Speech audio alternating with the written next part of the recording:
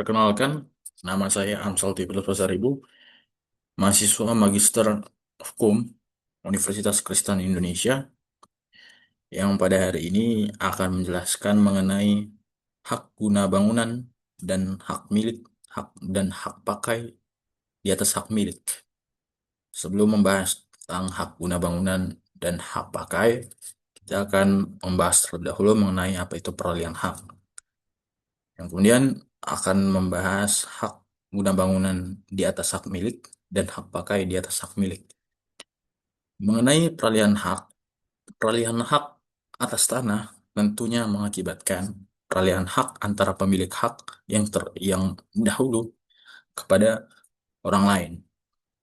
Kalau misalkan dia hak guna bangunan, artinya orang lain memiliki hak untuk mendirikan bangunan di atas tanah milik orang tersebut.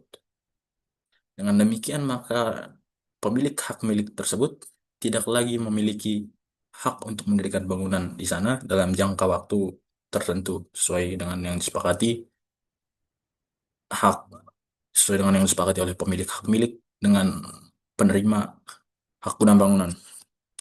Mengenai peralihan hak atas tanah, peralihan hak atas tanah dapat terjadi dengan dua cara. Yang pertama itu dengan cara sengaja dan yang kedua dengan cara tidak sengaja. Dengan cara sengaja yang dimaksudkan adalah terjadi karena adanya perbuatan hukum. Contohnya seperti jual beli, kemudian seperti sewa menyewa atau hal atau yang lain-lain. Artinya harus ada dia peristiwa hukum di sana. Kalau misalkan peralihan hak yang tidak disengaja, itu bisa terjadi karena adanya pewarisan. Jadi pewarisan kan tanpa disengaja ya, bukan dengan disengaja. Kemudian mengenai peralihan hak atas tanah ini, eh, bisa dibagi atas dua lagi. Yang pertama itu peralihan hak dia yang dilakukan di hadapan PPAT dan peralihan hak yang bukan dilakukan di hadapan PPAT. Kalau peralihan hak yang dilakukan di hadapan PPAT, contohnya itu jual beli, inbrank, tukar menukar, pembagian hak bersama, hibah, hak tanggungan, hak guna bangunan, dan hak pakai di atas hak milik, serta waris. Kemudian yang kedua, peralihan hak yang tidak dilakukan di hadapan PPAT adalah melalui lelang atau wakaf. Kemudian hak guna bangunan di atas hak milik. Yang dimaksud dengan hak guna bangunan di atas hak milik adalah pembebanan hak atas suatu bangunan yang dilakukan oleh pemilik tanah.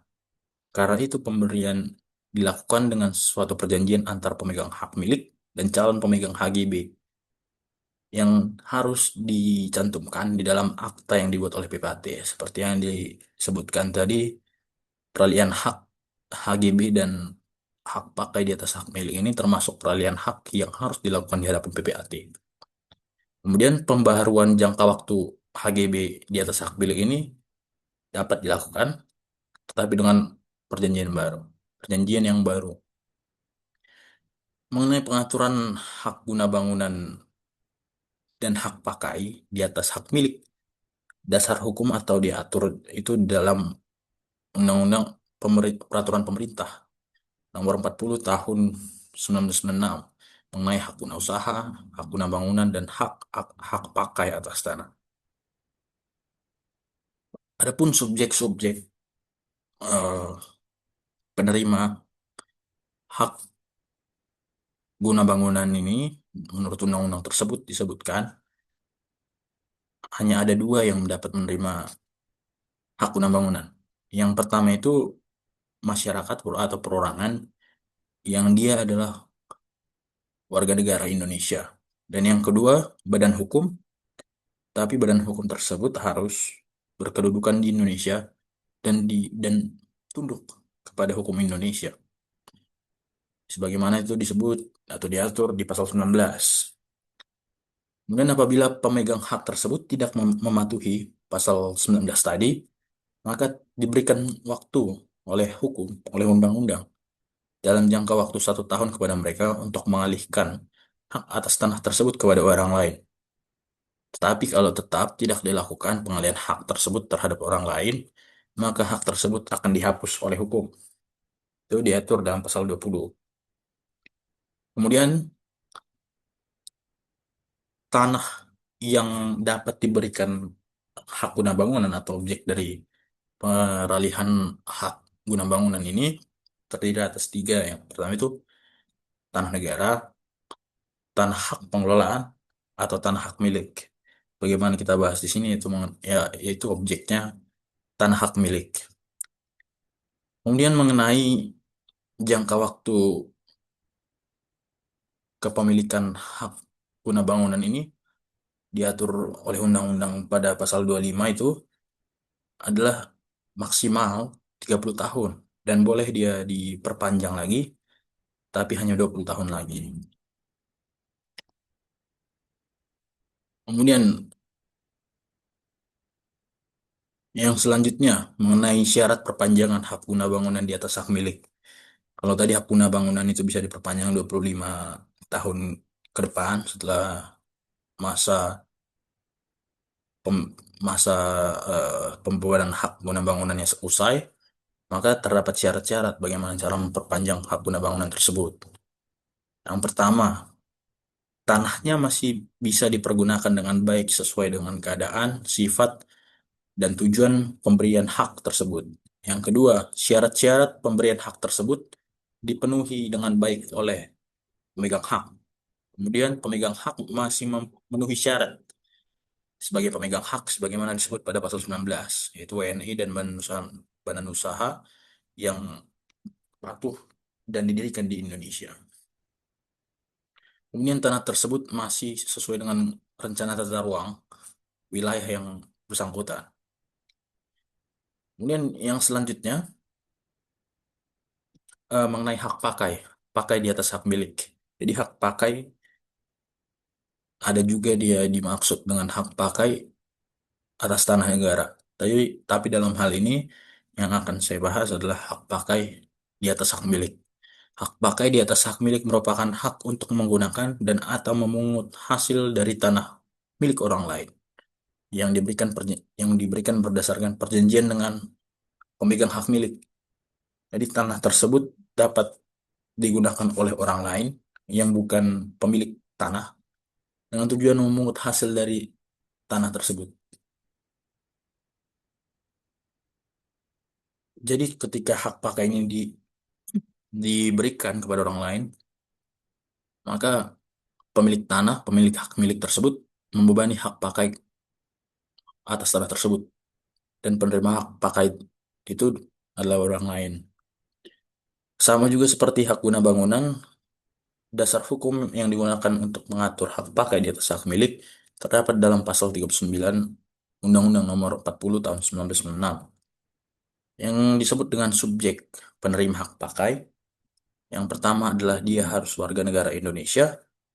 Yang kedua, badan hukum yang didirikan menurut hukum Indonesia dan berkedudukan di Indonesia.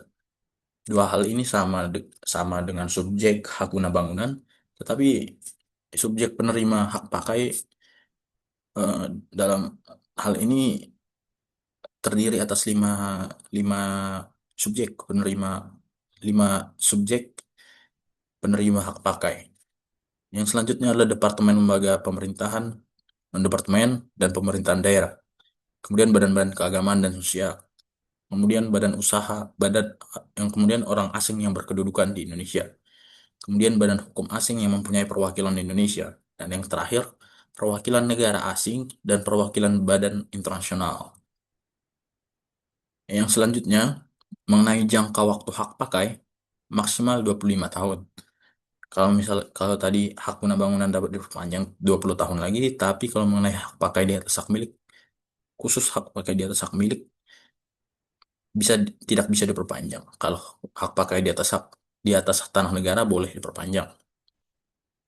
Mengenai kewajiban hak pakai.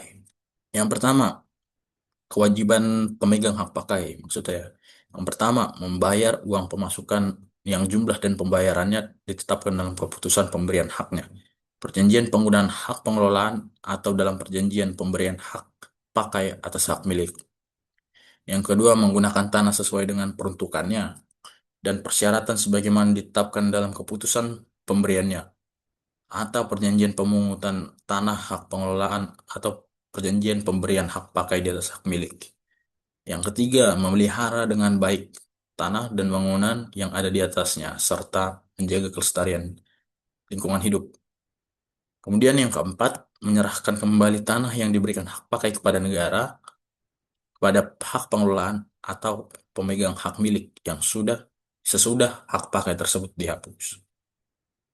Kemudian yang terakhir, menyerahkan sertifikat hak pakai yang telah dihapus kepada kepala kantor pertanahan. Kemudian terdapat kondisi-kondisi tertentu yang dapat mengakibatkan hapusnya hak pakai di atas hak milik tersebut. Dalam hal ini yang pertama, tidak dipenuhinya kewajiban pemegang hak seperti kewajiban pemegang hak yang telah saya sebutkan tadi dan atau dilanggarnya ketentuan-ketentuan sebagaimana dimaksud pasal 50, pasal 51 dan pasal 52.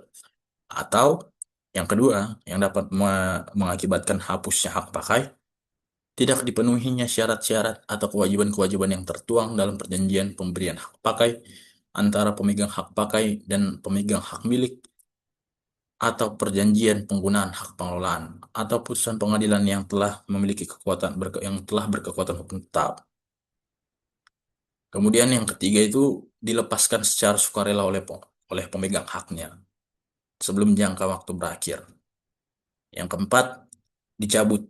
Hak pakainya dicabut berdasarkan Undang-Undang Nomor 20 Tahun 1961. Yang kelima, diterlantarkan. Yang keenam, tanahnya musnah. Kemudian yang terakhir yang akan saya bahas yaitu mengenai prosedur eh, prosedur pembebanan hak guna bangunan dan hak pakai dan atau hak pakai di atas hak milik. Yang pertama, syarat yang paling pertama itu pembebanan HGB dan atau hak pakai di atas hak milik ini harus didaftarkan ke kantor pertanahan setempat oleh pemegang hak milik atau boleh juga oleh penerima HGB atau hak pakainya dengan melampirkan yang pertama surat permohonan pendaftaran HGB atau hak pakai di atas hak milik. Kemudian yang kedua sertifikat hak milik yang telah dibebani oleh HGB atau hak pakai. Yang ketiga akta PPAT. Yang keempat identitas pemberian HGB atau hak pakai. Kemudian yang kelima surat kuasa tertulis dari pemohon apabila permohonan tersebut diajukan oleh orang lain. Kemudian yang keenam, bukti pelunasan pembayaran PPh, salah satu jenis pajak, sebagaimana disebut dalam PP nomor 34 tahun 2016 tentang pajak penghasilan atas penghasilan dari penghasilan hak atas tanah dan atau bangunan, dan perjanjian pengikatan jual beli atas tanah dan atau bangunan beserta dengan perubahannya. Kemudian yang ketujuh, bukti pelunasan biaya perolehan hak atas tanah dan bangunan sebagaimana disebut Undang-Undang Nomor 21 Tahun 97 tentang biaya perolehan hak atas tanah dan bangunan. Kemudian proses-proses pemberian hak guna bangunan di atas hak milik. Yang pertama, membuat akta sewa menyewa dari pemegang pemegang hak dengan penyewa. Yang kedua, pembuatan kuasa untuk memohonkan HGB di atas hak milik. Yang ketiga, pembayaran pajak-pajak yang timbul untuk sewa menyewa sebesar 10% dari total sewa menyewa. Yang mempunyai kewajiban di sini ialah pemegang tanah atau yang menyewakan. Jadi yang membayarkan pajak-pajak tersebut adalah yang memegang tanah atau orang yang menyewakan.